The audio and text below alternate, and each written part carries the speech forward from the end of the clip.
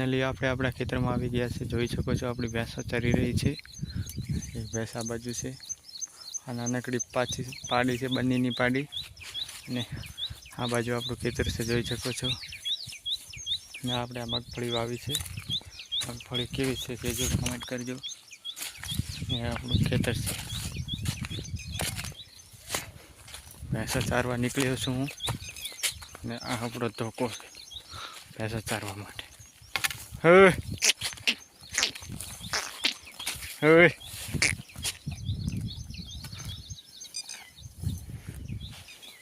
આપણા ખેતરનો નજારો જોઈ શકો છો તમે। આની બાજુ મારા કાકાનું ખેતર છે, ઓલા ધાંભલાની ઓલી બાજુ અમારા ખેતર વાવે એમનું છે, મોઢિયો રહેવા માટે।